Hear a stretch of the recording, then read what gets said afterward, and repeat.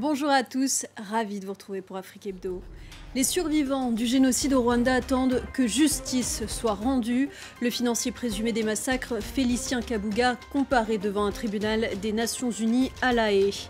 Les séquelles du génocide sur la société rwandaise, séquelles psychologiques et parfois invisibles, sont au cœur de son premier roman. Dominique Sélis vient nous parler d'Ainsi pleurent nos hommes. En Côte d'Ivoire, le taekwondo est devenu le deuxième sport national après le football.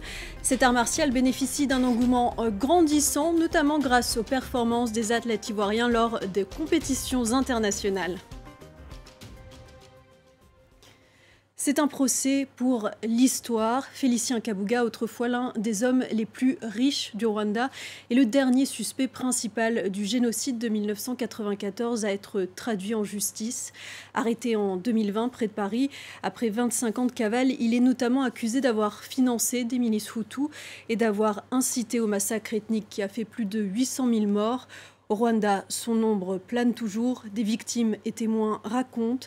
Reportage de notre correspondant Clément Dirome.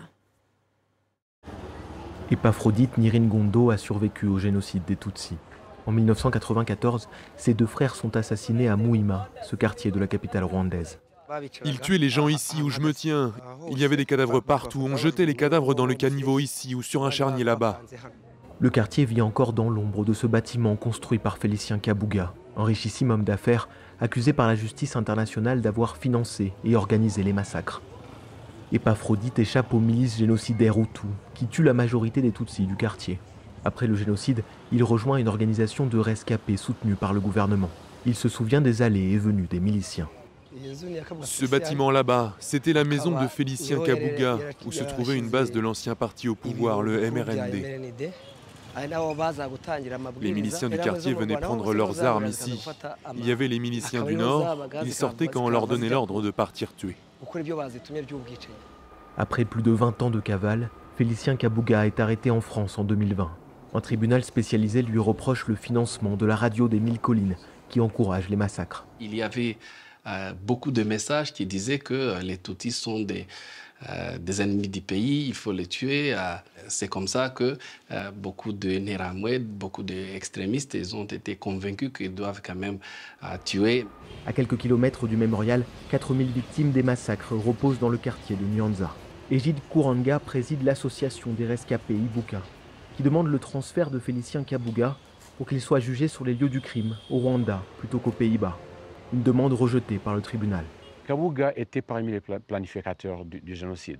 Ça veut dire que pendant son procès, il pourra aussi révéler d'autres informations qui pourront être utilisées pour d'autres procès. Il y en a d'autres qui sont toujours en liberté, que ce soit dans les pays européens, la France, la Belgique, mais aussi dans certains pays en Afrique. Plus de 40 mandats d'arrêt internationaux émis par le Rwanda à l'encontre de présumés génocidaires installés en France sont encore en attente selon les autorités rwandaises. C'est un premier roman cru et poétique sur le traumatisme du génocide au Rwanda, le récit de l'amour incendiaire d'un couple confronté aux séquelles de ce génocide entre histoire collective et individuelle. Un roman qui interroge aussi sur le processus de réconciliation. Bonjour Dominique Sélis. Bonjour. Merci d'être avec nous. Vous signez ainsi. Vous signez donc Ainsi pleurent nos hommes, publié aux éditions Philippe Ray. Pour ceux qui n'ont pas encore eu la chance de lire votre roman, est-ce que vous pouvez nous en dire un peu plus sur l'histoire que vous racontez? Oui, alors en deux mots, je propose le pitch qui est, c'est une histoire d'amour qui dérive parce que les protagonistes sont hantés par l'extermination des leurs.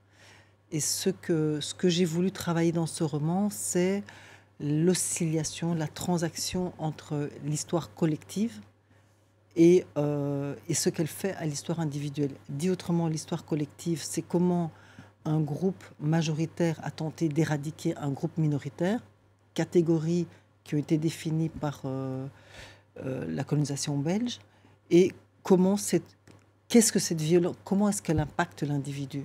Donc j'ai voulu travailler la question, comment est-ce que je peux redevenir un sujet, comment est-ce que je peux sortir de ma déshumanisation. Et pour ça, j'ai tenté de faire un texte qui est un roman épistolaire, où un personnage principal, qui est une femme, Erika, s'adresse à sa sœur après être rentrée au Rwanda et où elle tente de montrer les difficultés, les ambiguïtés du processus d'unité et de réconciliation. C'est donc deux amants qui sont hantés par le souvenir de leurs disparus. C'est Tata pour Erika et toute sa famille pour Vincent. Vous faites régulièrement référence aux corps, en particulier des femmes. Vous écrivez des corps saturés de cadavres. Est-ce que selon vous, l'histoire collective impacte aujourd'hui encore les corps des Rwandais ? Oui, l'histoire collective est monstrueuse puisqu'il s'agit d'un génocide et que la tentative a été de destruction totale. Donc la question du corps, mais du corps vécu, c'est-à-dire le corps en tant qu'il porte la mémoire de ce que nous avons vécu, il est là bien sûr, que ce soit par les séquelles du viol, mais que ce soit aussi tout simplement par l'absence de ceux qu'on a aimés, que ce soit par les conséquences, les maladies, les traces, mais plus prosaïquement, si je peux dire de façon phénoménologique, c'est comment l'histoire collective m'impacte dans ma façon même de me déplacer, de penser, dans ma santé, dans mon vivre ensemble, puisque nous cohabitons les uns avec les autres. Justement, j'allais y venir, vous interroger sur le défi du vivre ensemble et de la réconciliation. Je le précise, vous-même, vous n'êtes pas une survivante du génocide. Vous êtes retournée vivre au Rwanda il y a 10 ans. Aujourd'hui, victimes et bourreaux d'hier vivent côte à côte. Ils peuvent se croiser au détour d'une rue ou d'une station essence. Est-ce que le processus de réconciliation a réussi, selon vous ? Selon moi, le processus d'unité et de réconciliation a réussi. Il suffit de voir ce que le Rwanda est devenu 28 ans plus tard. Maintenant, ce n'est pas parce que dans la vie sociale et sociétale rwandaise, ça fonctionne, ça ne veut pas dire que les cœurs ne sont pas brisés. Et donc, moi, ce que j'essaie de montrer à travers le personnage d'Erika, c'est que, oui, aujourd'hui, le peuple rwandais s'est approprié ce processus parce que, comme on dit un peu vulgairement, tout le monde a à y gagner, mais il faut se l'approprier et il faut composer avec ce qui hier nous a détruits. Alors, réussi, oui, dans la mesure où le pays fonctionne et qu'on progresse. Et il y a malgré tout, on le voit dans votre livre, une fureur de vivre ? Nous sommes dans la reconstruction. On a un pays, l'an 0, c'est 94. On a reconstruit le pays, on a 28 ans. 28 ans, c'est très jeune, mais ça dénote aussi une certaine maturité. Et oui, aujourd'hui, ce que les Rwandais... je vais parler pour moi modestement. Ce que moi je veux, et c'est une société qui le permet, c'est de vivre. Vivre, qu'est-ce que ça veut dire ? Ça veut dire mener des projets à terme qui soient familiaux, qui soient professionnels, que ce soit de faire du tourisme, du sport, enfin, la vie de tous les jours, malgré que les cœurs soient cabossés au minimum. Pour finir, pourquoi ce titre « Ainsi pleurent nos hommes » ? Alors le titre, parce que comme je vous disais dans le projet d'écriture de ce texte, je voulais interroger la transaction entre histoire collective et histoire individuelle. Et quand je suis rentrée au Rwanda, j'avais été interpellée par un certain discours des femmes rwandaises sur les hommes. Et j'ai un peu creusé la question. Et « Ainsi pleurent nos hommes » renvoie à un dicton rwandais qui dit que les larmes d'un homme coulent à l'intérieur. Or, nous avons une catégorie d'hommes rwandais qui... le Rwanda, c'est une culture martiale, de la dignité, de la bravoure, avec une grande tradition. Et il y a des hommes qui peuvent se sentir impuissantés parce qu'ils n'ont pas pu répondre à ce que la culture attend d'eux, c'est-à-dire de sauver, de protéger les gens en général, mais les femmes en particulier.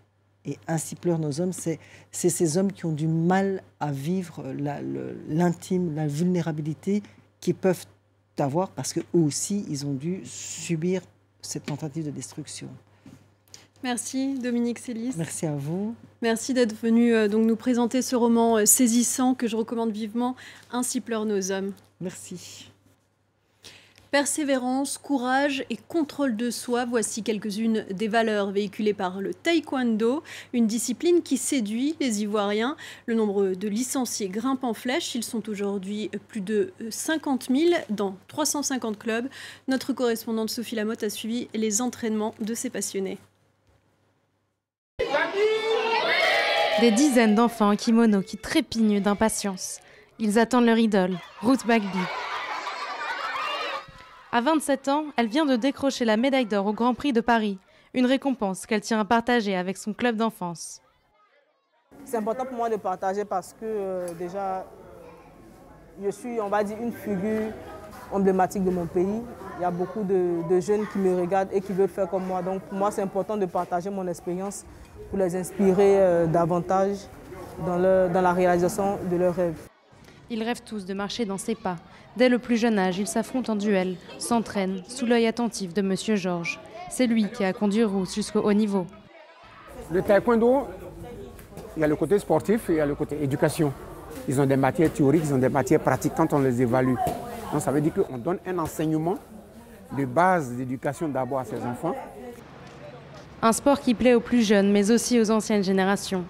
C'est dans ce temple, l'un des plus grands d'Afrique, que Ruth s'entraîne quand elle rentre au pays. Aujourd'hui, elle partage le dojang avec Jean-Marc Yassé, président de la Fédération ivoirienne de taekwondo et maire de Cocody. Il a commencé le taekwondo lorsqu'il était dans l'armée, une pratique obligatoire pour tous les militaires. C'est en partie à cause de ça que le sport est devenu si populaire. Pour lui, sa discipline, qui compte plus de 50 000 licenciés, est un atout pour le développement de la Côte d'Ivoire. Ça a permis à recadrer les gens. Certaines personnes qui le faisaient d'abord, pour pouvoir faire autre chose, se sont recadrés et recentrés pour dire que non, voilà, ils étudiaient ou ils enseignaient, ils se calmaient et ça nous orientait les uns et les autres. Et je pense que c'est bénéfique cet art martial. En 10 ans, le nombre de licenciés a triplé. Et avec les Jeux Olympiques 2024, les Ivoiriens espèrent avoir encore plus de médailles. Avez-vous entendu parler du RAF X Raptor? Il s'agit de cette voiture de sport, la première made in Lomé, si on peut dire. Elle a été créée par Sourou Ejareyo Malazoué. Ce jeune mécanicien autodidacte de 25 ans l'a conçue à partir de matériaux recyclés. Il a depuis reçu de nombreuses commandes pour réaliser d'autres modèles. Je vous propose de l'écouter. Dans cette caisse, vous allez voir des pièces venant des bus. Il y a aussi des pièces venant des titans, des motos. Je suis passionné des engins sportifs. Donc, ce sont des modèles qui me plaisent beaucoup. Mais défaut de moyens, je ne peux pas me le procurer. Donc, je me suis dit, je peux le construire. Et je me suis lancé dans la construction. C'est la fin de votre magazine. Merci à tous d'avoir été avec nous.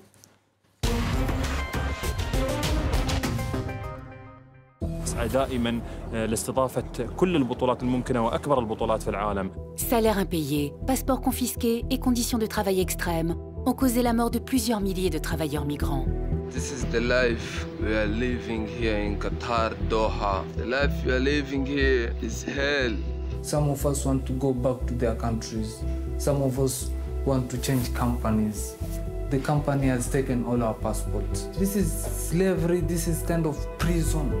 À la veille de la Coupe du Monde de football qui se tient au Qatar, nos journalistes se sont intéressés au sort des milliers de travailleurs migrants exploités. Voici la réalité dans laquelle certains se retrouvent piégés. Qatar, les travailleurs de l'ombre, à voir sur France 24 et France24.com.